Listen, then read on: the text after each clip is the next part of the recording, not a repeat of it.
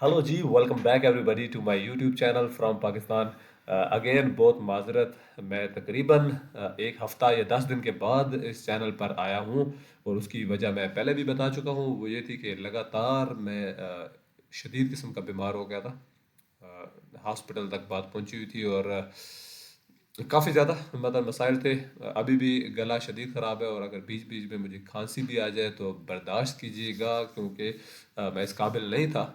मेरी हालत भी बता रही होगी कि मैं वीडियो भी रिकॉर्ड करता। तो खैर, ये सारी चीज़ें साइड पे रखते हैं। अभी अच्छी बात यह है कि हम वापस आ चुके हैं। मिलकर वीडियोस देखेंगे। अभी आज की जो वीडियो है ये है हिंदू कैलेंडर के हवाले से। हिंदू कैलेंडर मुझे ऑब्वियसली पहले नहीं पता था। ऑब्वियसली तो नहीं कह सकते, लेकिन मुझे नहीं पता था हिंदू कैलेंडर के बारे में। और ये वीडियो भी है हिंदू वर्सेस इंग्लिश कैलेंडर। तो देखेंगे कि हिंदू कैलेंडर में क्या ऐसा डिफरेंस है और उसमें कौन कौन सी वो प्रॉपर्टीज़ खसूसियात हैं जो हिंदू कैलेंडर को दूसरे कैलेंडर से डिफरेंस करते हैं। तो चलते हैं वीडियो की तरफ। उम्मीद है आपको पसंद आएगी ये वीडियो। और अगर आप इस चैनल पर न्यू हैं या अगर अभी तक आपने चैनल को सब्सक्राइब नहीं किया तो चैनल को सब्सक्राइब कर दीजिएगा। और अगर वीडियो को भी लाइक नहीं किया तो इसको लाइक करके जाइएगा। इससे मुझे मिलेगी मोटिवेशन और मैं दोबारा ऐसी हालत में भी आ जाया करूँगा आपसे मिलने के लिए। Let's start the video together.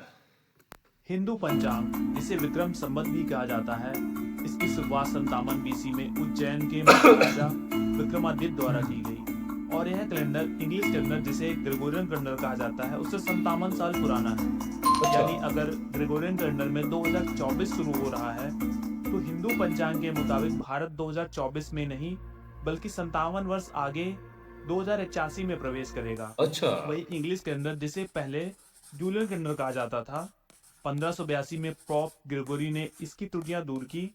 तब से इसे ग्रेगोरियन कैलेंडर कहा जाने लगा।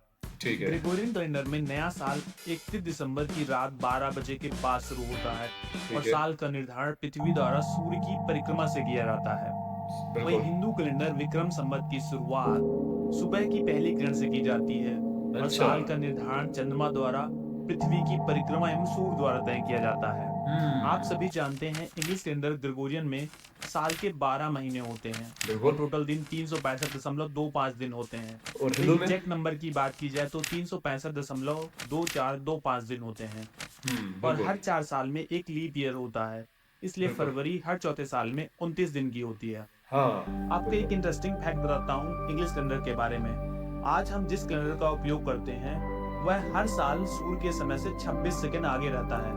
यानी ठीक है। एक साल में जो टोटल टाइम होता है उससे 26 सेकंड एक्स्ट्रा है इस कैलेंडर के हिसाब से। तो ठीक है। जब 4909 आएगा तो 26 सेकंड मिला के पूरा एक दिन बन जाएगा और यह कैलेंडर एक्चुअल समय से पूरा एक दिन आगे होगा। अच्छा। वहीं हिंदू वाह। कैलेंडर विक्रम संवत में भी 12 महीने होते हैं, मगर सही है। साल में 354 दिन होते हैं और हर महीना लगभग 30 दिन का होता है, तीन सौ जो कि चौवन दिन चंद्रमा के धीरे धीरे डूबने से लेकर पुनः पूर्णतः प्रकाशित होने में लगा समय है। अब आपके मन में होगा, जब हर महीना 30 दिन का होता है तो साल में 12 इंटू 30 360 दिन होने चाहिए। तो हाँ। इसके पीछे वजह है, एग्जैक्ट 30 दिन का महीने नहीं होते, उससे थोड़ा कम होते हैं। अच्छा। यहाँ पर एक और क्वेश्चन बनता है, ग्रेगोरियन में जब 365 दिन होते हैं और हिंदू हाँ। पंचांग में 354 दिन, तो बचे 11 दिन का क्या होता है? हाँ। तो इसके लिए हर तीसरे साल में हिंदू पंचांग के किसी एक महीने को रिपीट कर दिया जाता है और इसे ही अधिक मास, मलमास या पुरुषोत्तम मास कहा जाता है।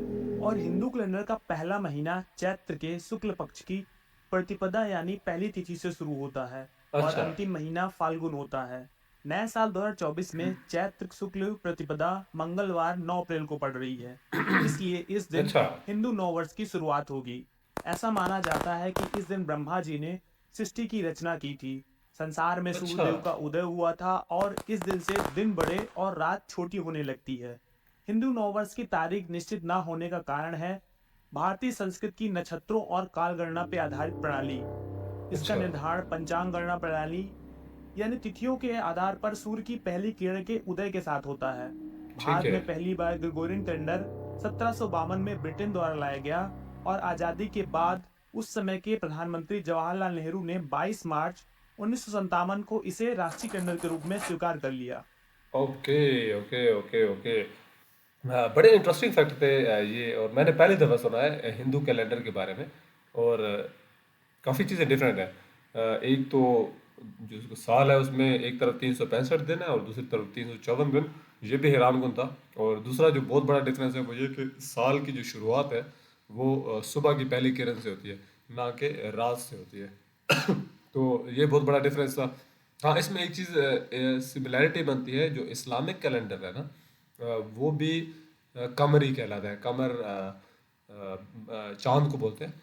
तो वो भी ल्यूनर उसके सिस्टम के ऊपर होता है, चांद के ऊपर देख के बनाया जाता है। और जो हिंदू कैलेंडर है वो भी चांद को देख के उसका भी डिज़ाइन किया जाता है।